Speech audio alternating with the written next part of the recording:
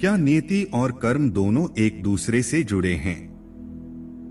इस दुनिया में दो तरह के लोग हैं। एक वो जो इस बात को चरितार्थ करते हैं कि कर्म कर, फल की चिंता मत कर, यानी वे भाग्य के भरोसे नहीं जीते, बल्कि ये सोचते हैं कि अगर हम मेहनत करेंगे, मन लगाकर काम करेंगे तो अपनी नीति को बदल पाएंगे। दूसरे वो लोग जो सोचते हैं कि नियति का लिखा कोई नहीं बदल सकता, यानी वो जो भाग्य पर भरोसा करते हैं और सोचते हैं कि जो भाग्य में लिखा है वही मिलेगा। इन दोनों तरह की मानसिकता से मन में दो तरह के सवाल उठते हैं। पहला ये कि आखिर कौन सही है, और दूसरा ये कि क्या नियति और कर्म दोनों एक दूसरे से जुड़े हैं। दर्शकों, जय श्री कृष्णा। स्वागत है आपका एक बार पुनः हमारे चैनल सत्य सनातन धर्मार्थ पर। वीडियो बहुत अधिक ज्ञान वर्धक होने वाली है। वीडियो के अंत तक बने रहें। अधिक विलंब न करते हुए आइए जानें। वेदों में कर्म और भाग्य की प्रधानता। गीता में भगवान श्री कृष्ण ने कहा है, कर्मण्येवाधिकारस्ते मा फलेषु कदाचन माँ कर्मफल हेतुर्भुर्माते संगोस्त्व कर्मणि, अर्थात कर्म करने मात्र में तुम्हारा अधिकार है, फल में कभी नहीं।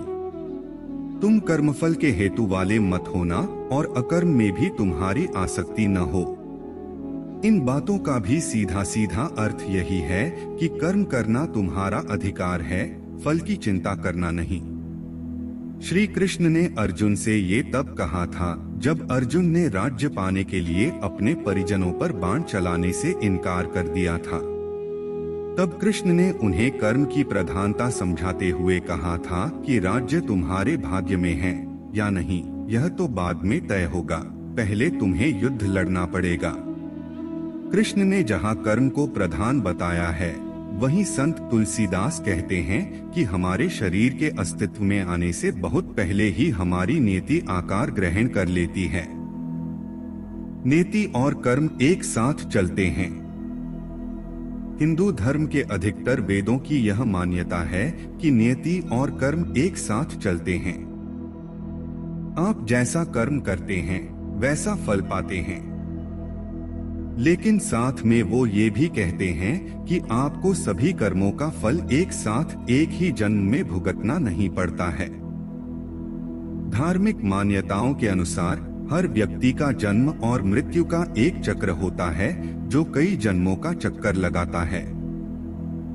आपके पिछले जन्म का किया हुआ कर्म आपके नए जन्म की नियति में एक अहम भूमिका निभाता है, और सही समय पर सही कर्म कर हम अपनी नियति के बारे में कुछ करने की स्थिति में होते हैं। सत्कर्म, शुद्ध विचारों, प्रार्थना, मंत्र और ध्यान के माध्यम से हम वर्तमान जीवन में भाग्य को बेहतर बना सकते हैं। कर्म और भाग्य में संबंध। जैसा कि आपने पीछे देखा कि अधिकतर सिद्धांत कर्म की प्रधानता पर जोर देते हैं। कर्म और भाग्य में अन्योन्याश्रय संबंध है। आपके कर्म के अनुसार आपका भाग्य बदलता रहता है। आप अपने भाग्य को न तो नियंत्रण में रख सकते हैं और न ही यह सोच सकते हैं कि भाग्य में यही लिखा है तो यही होगा। ये सच है कि आपका भाग्य आपके कंट्रोल में नहीं है और न ही आपके कर्मों का परिणाम, लेकिन अगर आप में दृढ़ इच्छा शक्ति है तो आप बहुत हद तक अपनी नियति को अपने पक्ष में कर सकते हैं। हम भाग्य को बदल नहीं सकते, यह सोचकर निष्क्रिय हो जाना गलत है, क्योंकि वो आप में नकारात्मकता ला रहा है और कर्म के प्रति उदासीन बना रहा है। उम्मीद की भावना मानव जीवन के लिए एक बहुत बड़ी देन है जो आपको भविष्य को बदलने का हौसला देता है।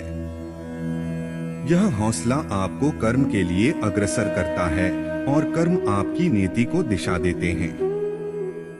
इसलिए न तो नीति पर भरोसा करके कर्म विहीन बने और न ही कर्म करते हुए परिणाम के बारे में सोचकर परेशान हो। सोच समझकर कर्म का चुनाव करें। नीति तय करना आपके वश में नहीं है, लेकिन कर्म अच्छे करने हैं या बुरे, यह चुनना आपके हाथ में है। अगर आप नियति में यकीन रखते हैं तो आपको अपने कर्मों के चुनाव पर बहुत ध्यान देना चाहिए, क्योंकि केवल ये ही आपके भाग्य को पूर्व जीवन में और वर्तमान जीवन में बदलने की क्षमता रखते हैं। कर्म ही तो पाप और पुण्य तय करते हैं, जिसका हिसाब आपको हर जन्म में देना होता है। लेकिन ये हिसाब बेहद सरल है। आप जितना पुण्य करेंगे, आपके पापों का भंडार खत्म होता जाएगा। पुराणों में इसे संचित कर्म कहा गया है, जिसके अनुसार एक ही जीवन में सभी कर्मों का फल भुगतना असंभव है।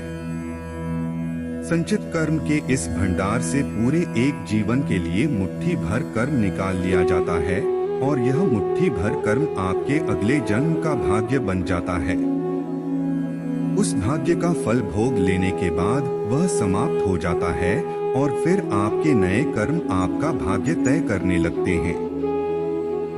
ये तो है हमारे वेदों की मान्यताएं, लेकिन आपका इस बारे में क्या सोचना है, हमें कमेंट करके अवश्य बताएं। एवं जाने से पहले वीडियो को एक लाइक करें और चैनल को सब्सक्राइब अवश्य करें। धन्यवाद।